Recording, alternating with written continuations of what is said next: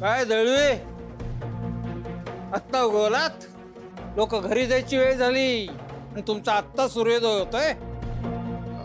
साहेब माफ करा, आज मला यायला उशीर झाला, पण काळजी करू नका. उशीर आलो असलो ना तरी सगळं काम पूर्ण झाल्याशिवाय इथून जाणार नाही मी आज.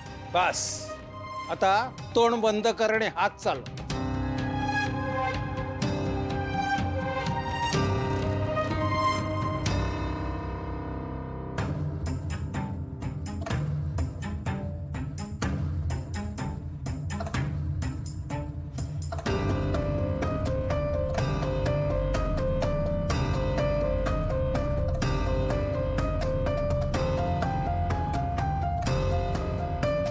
अरे हा साहेब, रोज वेळेत घरी पळत असतोस, आज नाही जायचंय का घरी?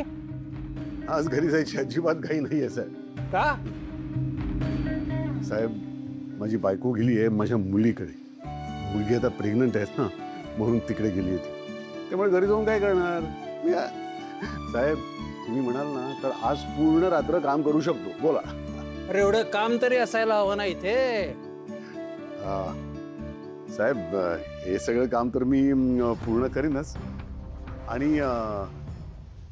जर तुमची परवानगी असेल तर ही गाडी सुद्धा रिपेअर करून बघू का? तुला किती वेळा सांगितलंय त्या गाडीला हात लावायचा नाही. अरे गॅरेज मधली सगळी पोरं त्या गाडीला खटारा म्हणतात, भंगार म्हणतात.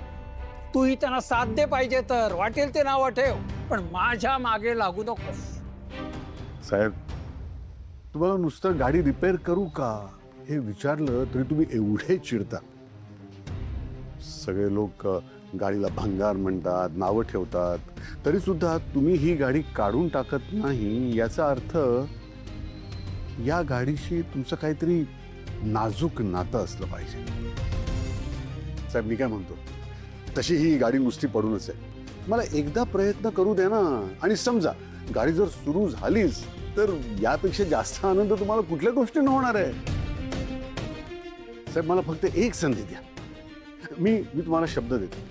समजा माझ्या हातून या गाडीला काही झालं ना तर मी नोकरी सोडून देईन. हो इतकंच काय, यापुढे कधीही कुठल्याही गॅरेजमध्ये मी काम करणार नाही, शब्द देतो. अरे पण ती गाडी आणखीन बिघडली तर तू नोकरी सोडून दिल्याने ती रिपेअर होणार आहे का? साहेब